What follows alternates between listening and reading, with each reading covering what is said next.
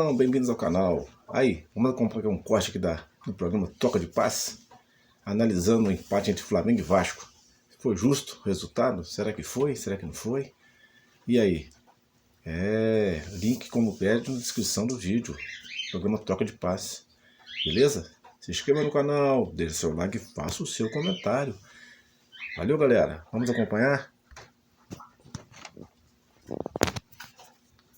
Jogo do Maracanã, que aconteceu mais cedo, quase 40 mil pessoas lá. Aliás, baixo público na Arena do Grêmio hoje, para um clássico, né? Um estádio para 60 mil pessoas, menos da metade das cadeiras estavam ocupadas, só 27 mil pessoas na Arena do Grêmio. Maracanã de novo com o público, o setor fechado, inclusive. 40 mil no Maracanã, para um Flamengo e Vasco, dá para considerar um público abaixo do que a gente imaginava. Em campo, né, Mansur e Pedro, o primeiro tempo foi bom, né? Um primeiro tempo aberto, com o Vasco criando oportunidades, diferente de outros jogos, fazendo frente ao Flamengo, né? Mais equilibrado, clássico do que eu imaginava que pudesse acontecer. E aí no segundo tempo, com as trocas, acho que o elenco do Flamengo também faz diferença, né?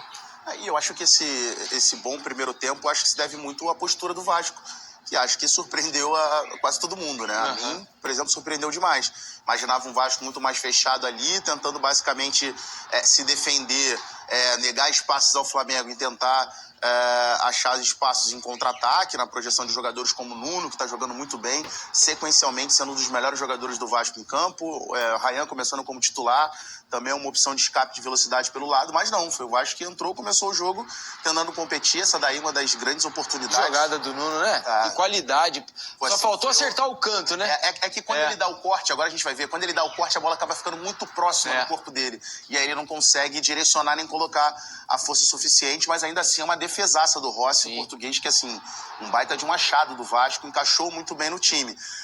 E o Vasco faz ali 25, 30 minutos competindo muito bem com o Flamengo. A reta final do primeiro tempo, o Flamengo já começa a ter muito mais volume de jogo, já começa a se instalar inteiramente no campo de ataque, e aí o Vasco começa a ter um pouco mais de dificuldade de conseguir sair para o jogo. E o segundo tempo é um segundo tempo onde basicamente só o Flamengo jogou.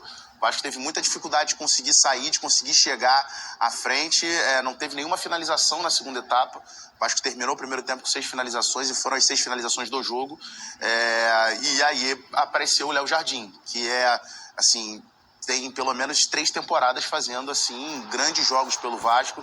Há 2 anos atrás, na minha opinião, foi o melhor goleiro do Campeonato Brasileiro, no ano que o Vasco ele conseguiu se livrar do rebaixamento. O Léo Jardim foi fundamental, e mais uma vez, assim, esse pontinho aí na tabela, ele vai estar ali com asterisco, que o torcedor do Vasco vai lembrar da atuação, excelente atuação que teve o Léo Jardim.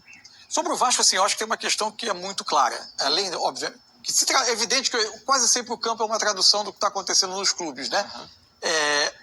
As trocas de um lado e de outro, elas dão muito mais armas a um time do que ao outro. Ainda mais com os desfalques que o Vasco teve também, né, Manso? Se a gente pensar que o Vasco hoje não teve Tietê, não teve Paulinho, não teve Tietê, não teve Payet, né? E tem mais um. Adson. O Adson, que seria certamente escalado para o jogo de hoje, se não para iniciar ou para entrar no Além do Maurício Lemos, mas é uma outra situação.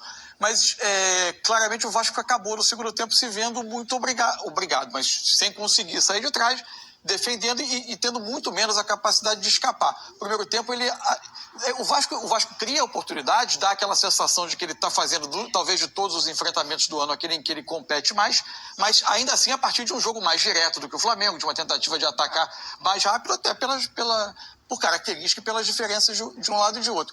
Em relação ao Flamengo, tem algumas coisas que me chamam a atenção. É curioso, né? A gente vai falar de um jogo com uma grande participação do Léo Jardim, mas, para mim, passa longe de ser uma grande exibição ofensiva do Flamengo. Não foi uma grande atuação do Flamengo. Mas, assim, é aquilo. O time que tem, o volume que o Flamengo tem, posse de bola que o Flamengo tem, a qualidade que tem, naturalmente, em algum momento, vai conseguir criar as oportunidades. No primeiro tempo, por exemplo, o Flamengo conseguia produzir bastante a partir de uma arma que é conhecida, difícil marcar, e que o Vasco tem tido dificuldade de marcar desde os jogos do Campeonato Carioca, que é a movimentação Gerson-Arrascaeta por trás dos volantes, né? Os 2 volantes do Flamengo atraíam Coutinho e Jair, o Hugo Moura, por vezes, se via com dificuldade de saber a referência, se era o Arrascaeta, se era o Gerson. E a movimentação do Gerson da direita para dentro fez ele ser o maior finalizador do Flamengo. Por outro lado, para mim, foi mais um jogo em que a presença do Bruno Henrique como 9, ela diminui muito o poder de fogo do Flamengo. O Bruno Henrique não apareceu no jogo. Ele tem dificuldade de jogar naquela função. O que ele consegue fazer, por vezes, é saindo da área, se posicionando vamos dizer, num espaço entre defensores e volantes, onde ele encontre algum espaço para ele jogar mais de frente para o gol, ou seja, atacando um espaço, seja fazendo uma diagonal para a área. Quando essa situação não acontece no jogo, ele fica muito limitado, né? E aí o Flamengo teve dificuldade. No segundo tempo, o Flamengo tem, para mim, antes de produzir essa sequência maior de oportunidades de defesa, que é uma parte final do jogo, o segundo tempo é um segundo tempo fraco em termos de oportunidades de gol. Quando o Flamengo começa a tirar ou Gerson e Arrascaeta do jogo, ou... O primeiro lance de perigo do Flamengo, Mansur, foi aos 28, na cabeçada do Pedro. Né? Cruzamento da direita do Wesley, o Pedro desvia, que foi uma grande defesa do Léo Jardim. Porque é uma outra questão, quando o Flamengo começa a tirar ou o Gerson e Arrascaeta, ou um deles, ou eles começam a fisicamente sentir, porque a sequência de jogos é forte, as opções do Flamengo quase sempre são jogadores que tendem a ter aceleração o tempo todo. E se o Flamengo está enfrentando um time que está naquela altura do jogo defendendo mais perto da sua área, esses espaços para esses jogadores acelerarem diminuem.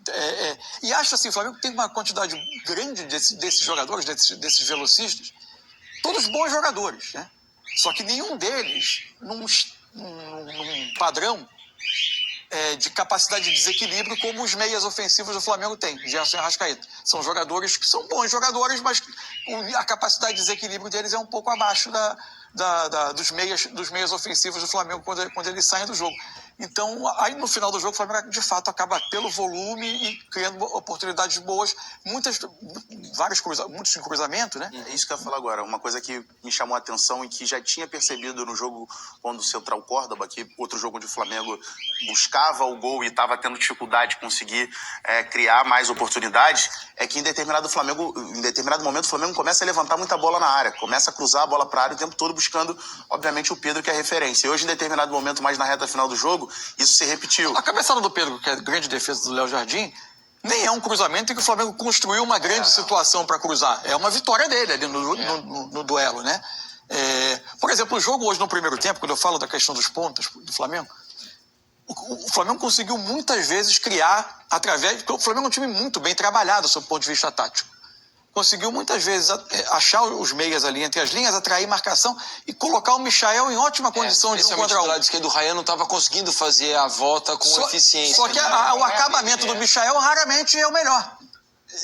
Não tem sido o melhor, né, nos últimos tempos. Esse não é um grande momento dele.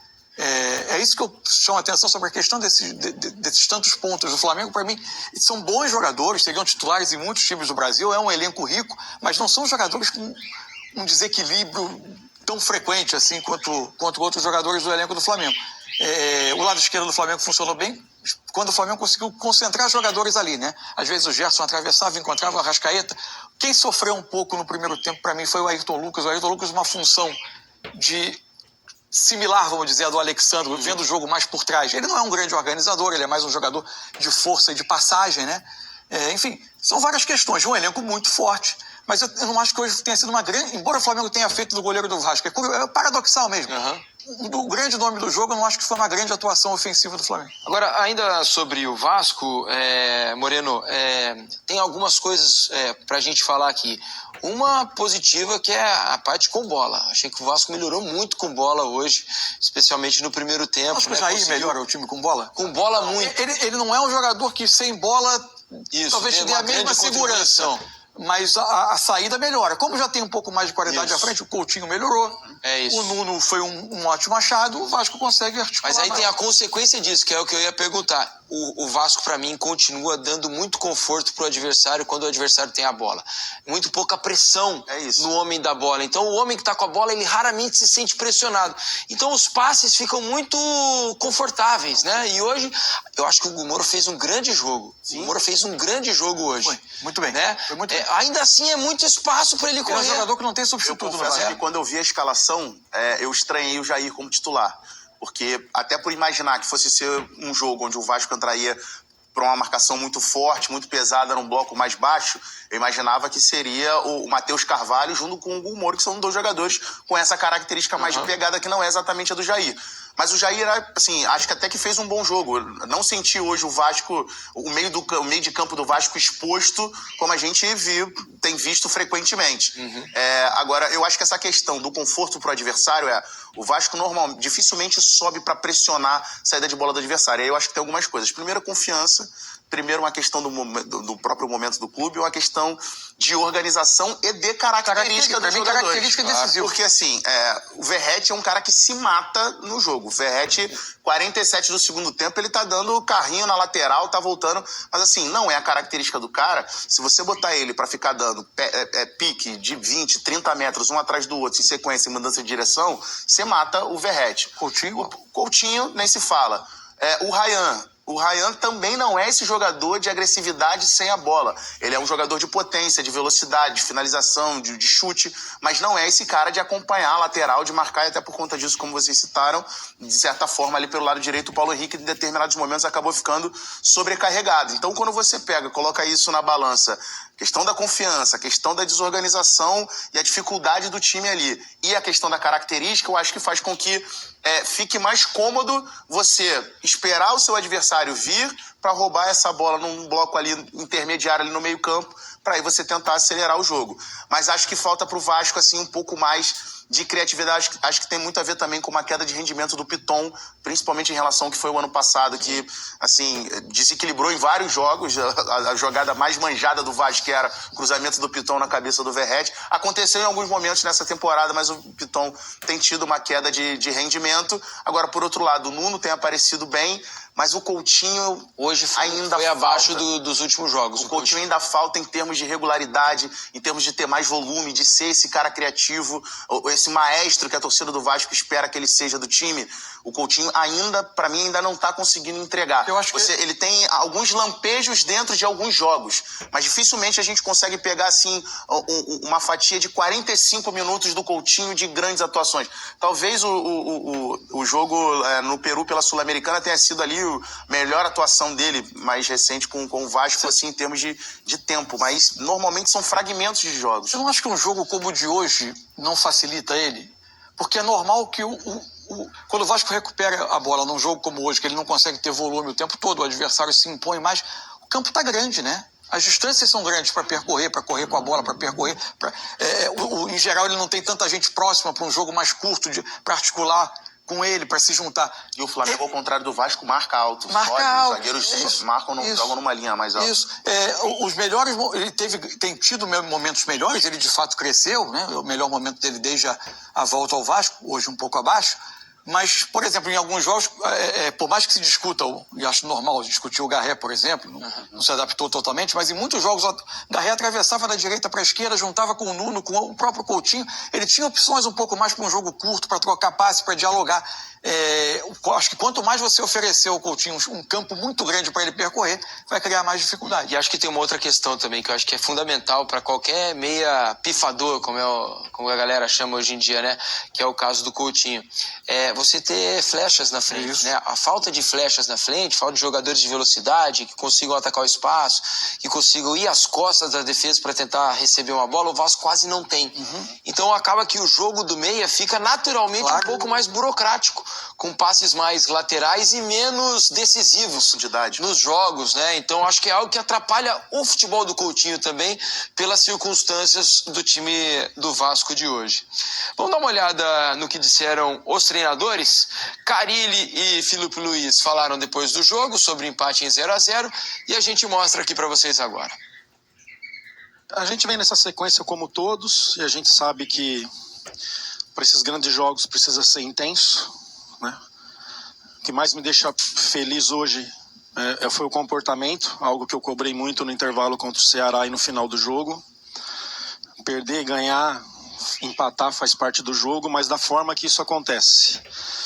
Então todos nós, né, até os jogadores também muito indignados com o comportamento lá, e hoje teve um comportamento bem positivo, né? Sei que o Léo foi considerado o melhor jogador em campo, mas a gente criou também.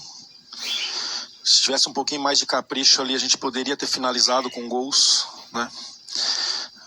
A resposta foi muito boa desse grupo depois da cobrança que nós fizemos. Fábio Carilli, boa noite. Lineker Biondi, canal A Hora do Vasco. Hoje a gente teve bastante duelo físico, né? Por conta da intensidade do Flamengo e também das escapadas que o Vasco teve até um Ryan, né? E a gente observou uma reposição que não foi... não teve o mesmo nível daquilo que começou com aquilo que era necessário para o segundo tempo. Eu queria que você avaliasse essas reposições, principalmente um jogo de duelo físico, e se essa partida fosse em São Januário, você se aproximaria da vitória ou não? Eu já falei isso algumas vezes, né? Todos os jogos do Vasco, se possível, eu quero jogar em São Januário. É a nossa casa.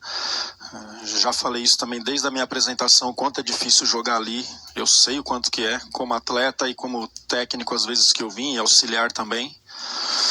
Mas a gente sabe que a polícia não libera para esse jogo. Então a gente não tem muita escolha.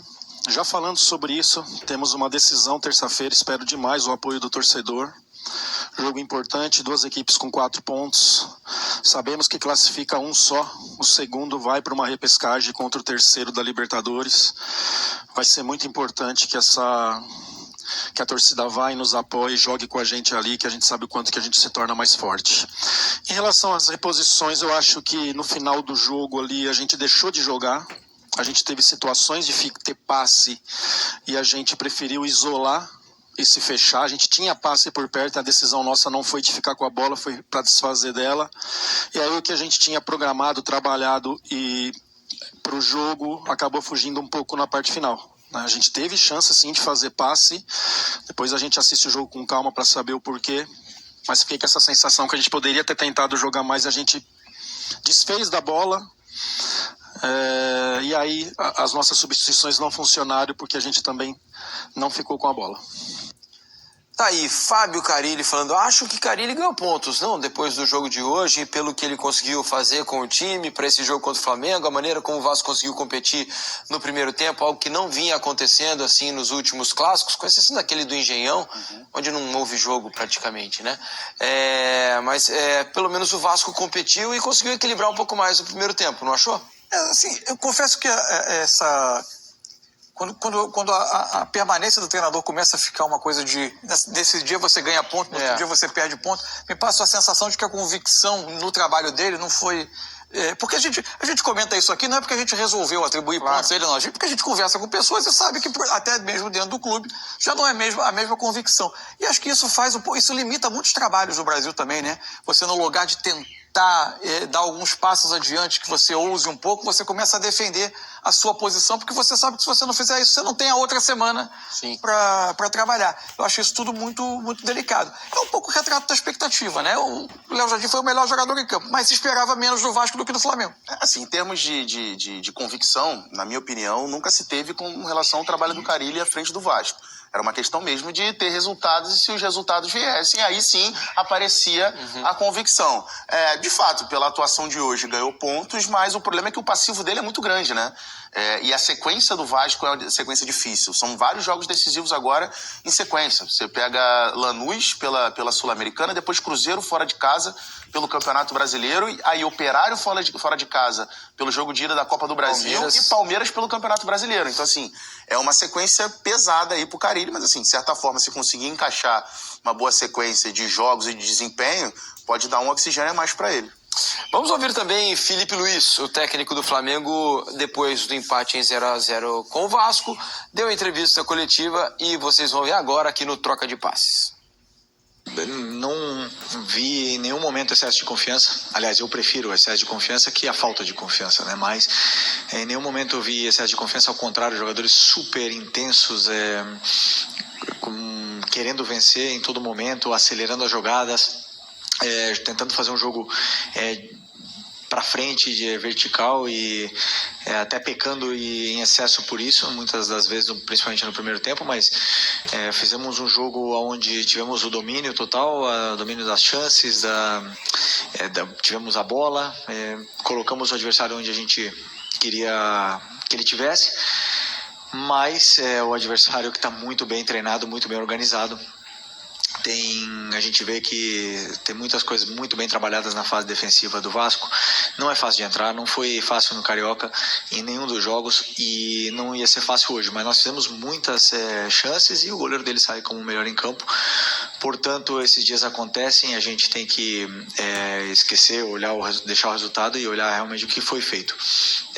Acredito que a equipe fez um grande jogo, cometemos alguns erros sim, porque o adversário tem jogadores com muita qualidade, mas como eu falei, para mim, na minha opinião, fizemos um jogo onde merecíamos mais. Felipe, aqui, Thiago Lima do GE. Eu queria te perguntar qual a sensação você sai desse jogo. É um jogo onde o goleiro adversário sai com o melhor em campo. E no segundo tempo, com a dificuldade de entrar na área do Vasco, você não chegou a pensar em colocar o Luiz Araújo por conta da finalização, a boa finalização que ele tem de fora da área? Obrigado. Desculpa, no começo você falou o que? A pergunta? Do empate? Bom, não, claro que a gente esperava vencer um jogo. Entramos todos os jogos para vencer, mas sabemos que o clássico nunca é fácil, tem esse componente mental, né, e esse componente da torcida que mexe muito e fica esse jogo muito mais agressivo, muito mais intenso que os outros jogos. Então uma sensação sempre quando a gente não vence é uma sensação ruim, porque o Flamengo entra no campo para vencer todos os jogos e da minha parte principalmente queria ter vencido, né, mas e o outro foi? Do Luiz Araújo. Do Luiz Araújo, pois eu optei pelo Plata jogar uns minutos de 9 no lugar do Bruno. Aí depois, com a entrada do Pedro, eu passei o Plata para a posição natural dele e não naquele momento que o time fiquei com uma troca ainda para o final, mas eu entendi que o Alan ia me dar mais ritmo e velocidade de circulação e mais também estabilidade na hora da perda da bola, né? Então na transição defensiva ele ia controlar melhor, entrava fresco, o Nico já vinha baixando um pouco o ritmo e optei por essa troca, mas a troca do Luiz era uma troca que eu tinha pensado no lugar do Arrasca, principalmente por isso, mas na hora que eu senti que o jogo podia sair das nossas mãos, eu optei pelo Alan para retomar o controle e tentar empurrar o Vasco para a área deles. Assim conseguimos, tivemos mais 2 chances aí no final, mas infelizmente o goleiro deles, Léo Jardim, fez grandes defesas. Tá aí Felipe Luiz, né? Sempre muito cortês, né? Muito elegante. Ele, em todas as entrevistas, ele faz elogios rasgados aos adversários, que é um time muito bom, grandes jogadores, muito bem treinado. Se dependesse das entrevistas do Felipe, a gente teria aqui o melhor campeonato do mundo. Nenhum dos nossos técnicos jamais seriam demitidos, porque todos os times são extremamente bem treinados e os jogadores adversários sempre muito decisivos. Não é, Mansur? De certa forma também é uma maneira de valorizar alguns resultados dele, entendeu? Então tem um pouco dos dois, um pouco da cordialidade, mas também tem, entendeu?